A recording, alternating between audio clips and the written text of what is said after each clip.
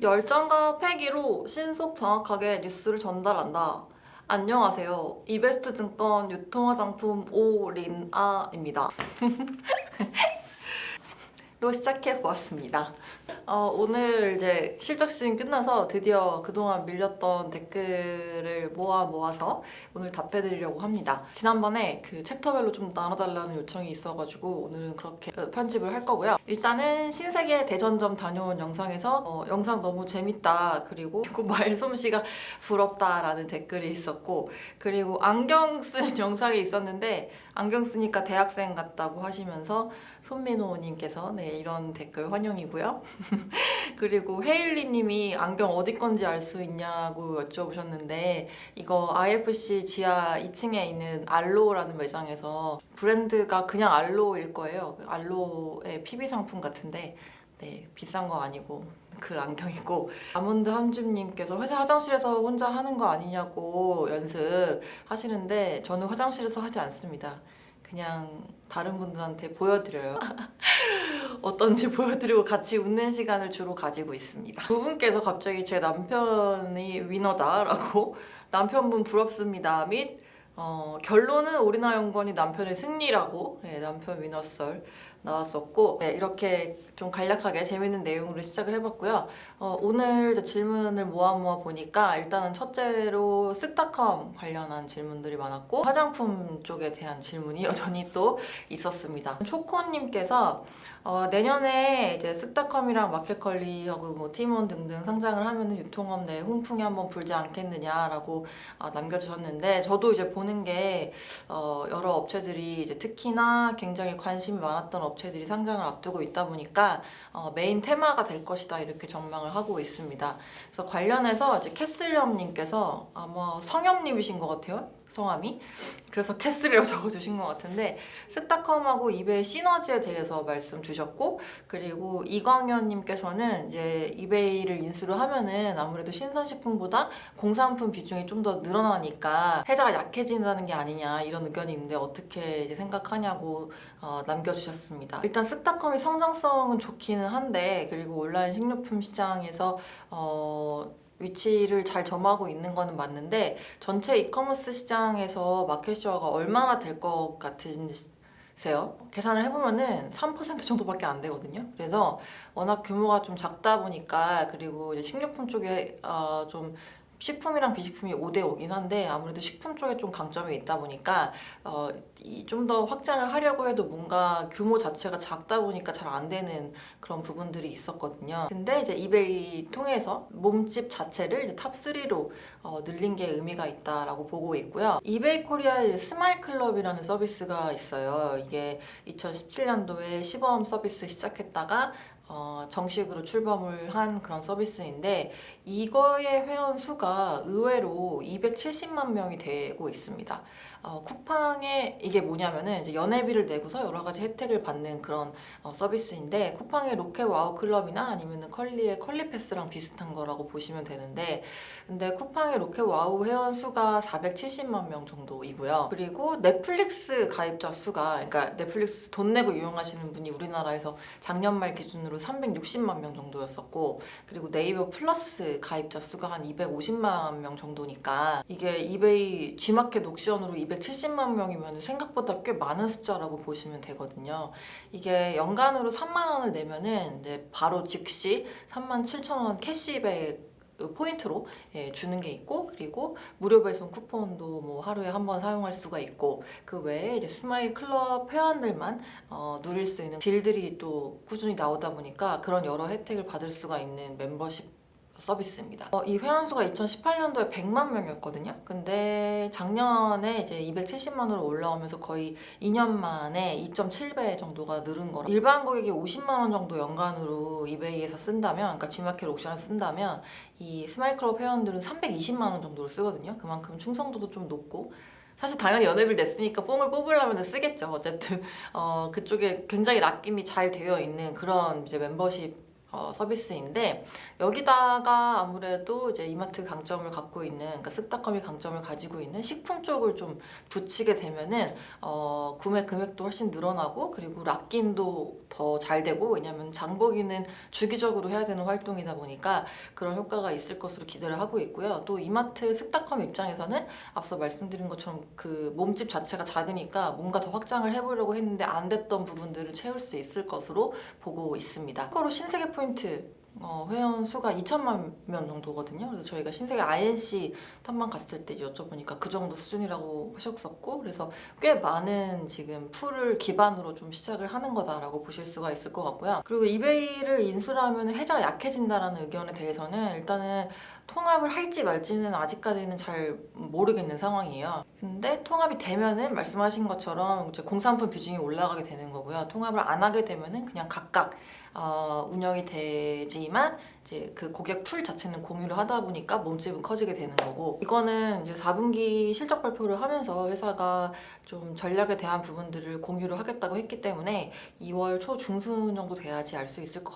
같은데, 근데 제가 봤을 때는 따로따로 갈 공산이 훨씬 더 크다고 보고 있고요. 근데 어쨌든 중요한 거는 이베이 코리아는 흑자를 내고 있다는 게 가장 좀 중요한 부분입니다. 2018년도에 이제 영업이익이 480억 정도였었는데 2019년도에 615억 원으로 올라왔고, 작년에 코로나 때문에 800억 수준까지 이제 올라왔습니다. 그렇다 보니까 수수료 기반 모델로 되게 안정적으로 이익을 잘 내고 있다는 측면에서 전체적인 쓱닷컴 법인으로 봤을 때에는 뭐 흉이 될 거는 없어 보인다. 또 말씀 주신 푸르님께서 쓱닷컴하고 마켓컬리하고 오아시스 같은 업체들이 IPO 준비를 한다.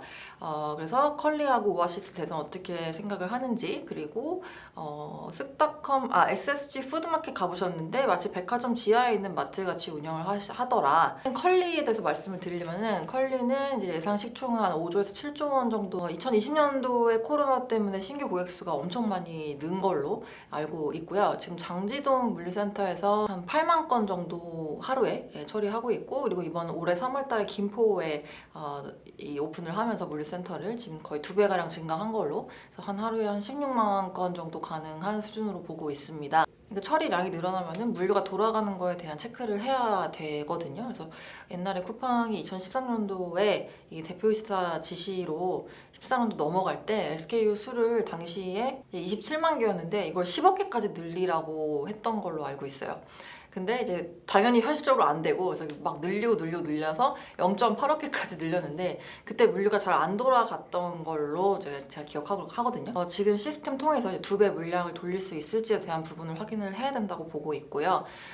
지금 컬리는 저희 추정하기로는 월 한 2천억 정도 거래액을 하면은 월 BEP를 칠 수 있는 수준으로 보고 있습니다. 그래서 연간으로 봤을 때는 한 2.4조 원 정도의 GMV를 하면은 가능한 걸로 보고 있는데, 일단은 연말까지 뭐 실적을 다 지켜는 봐야겠지만 그런 물류 센터를 지금 늘려놓은 거에 대한 부분이 워킹하는지를 봐야 될 것 같다. 더불어서 이제 수도권에 좀 집중됐었던 거를 전국으로 늘리려고 하는데, 이런 부분들도 확장성이 좀 있는 건지 체크를 해봐야 될 것 같고요.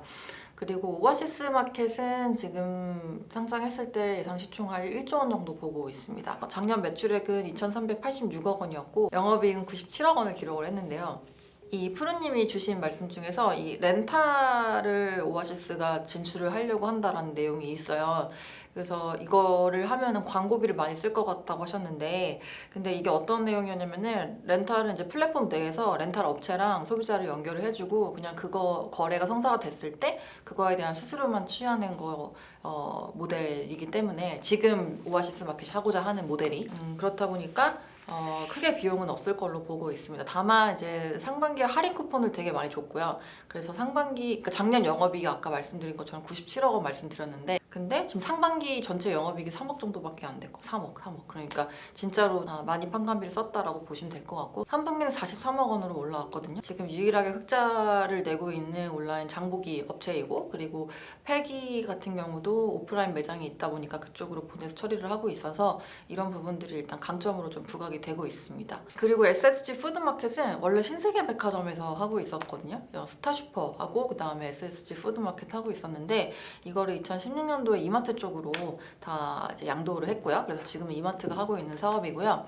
그래서 아마 백화점 느낌이 나는 게 뭐 어쨌든 고급 슈퍼를 갖다가 컨셉으로 잡고 있기 때문에 그렇다고 보시면 되고, 그리고 이마트는 2016년도 하남 스타필드에다가 PK마켓 런칭을 하면서 이제 고급 슈퍼마켓 점포는 이제 그쪽으로 좀 확장을 해 나가고 있는 상황입니다. 근데 확장이라고 하기도 약간 애매한 게 이게 그 점포가 청담이랑 그 다음에 도곡에 있고 그 다음에 하남 스타필드랑 그 다음 고양 스타필드 이렇게 두 개의 PK마켓 이렇게 있고, 그렇다 보니까 막 공격적으로 지금 매장을 늘리는 건 아니고요. 아마 이제 SSG 푸드마켓 들어가니까 쓱이 들어가서 아마 쓱닷컴의 뭐 오프라인 버전이 아닌가 생각하신 것 같은데 이게 신세계 그룹 내에서 고급 슈퍼마켓으로 시작했던 비즈니스고 이마트로 넘어와서 지금은 약간 프리미엄 슈퍼마켓으로 일정 점포들을 운영을 하고 있다, 이렇게 보시면 될 것 같아요.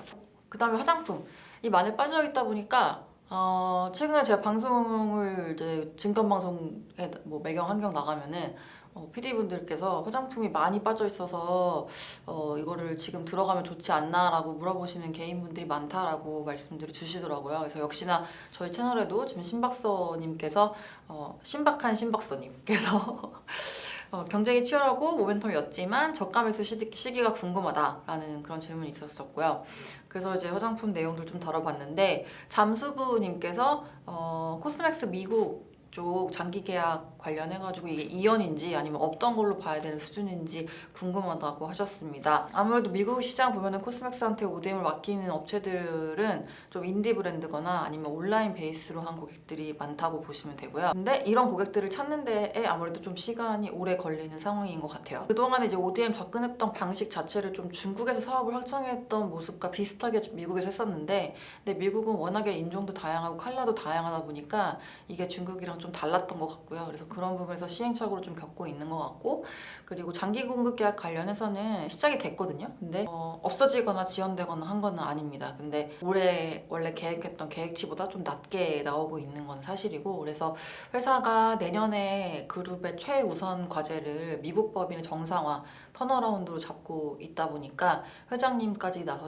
나서셔가지고 내년에 좀 진두지휘를 하실 것 같고요. 그래서 미국은 저희도 지속적으로 좀 실망을 많이 하고 있는 부분이긴 한데 어떻게 풀어나갈지 좀 지켜볼 필요는 있다, 이렇게 보고 있습니다. 사실 미국은 저희가 확인하기도 굉장히 어려운 부문이라서. 그 다음에 스노우볼빅님께서 이제 내용이 긴데 어쨌든 이제 주요한 내용이 더마 화장품의 성장성이 좋을 것 같은데 중국이나 이런 쪽에서 우리나라 브랜드 업체들이 잘할 수 있는 부분이 있지 않을까라고 말씀을 주셨는데요. 실제로 올해 이제 3분기 ODM 업체들의 국내 수출 물량 중에서 잘 됐던 것 중에 하나가 제로투세븐이 있었습니다. 그래서 더마 코스메틱 잘 하고 있는 부분들 반영이 되고 있는데, 상품 시장이 여러 가지로 급변을 하고 있는데 이제 그 중에 한 큰 축도 말씀하신 더마 화장품입니다. 성장성도 굉장히 좋았고요. 그래서 2015년부터 연평균 14%씩 성장을 했고 지난해 같은 경우도 한 23%가량 성장을 했습니다. 근데 이제 문제가 규모가 좀 작아요. 그래서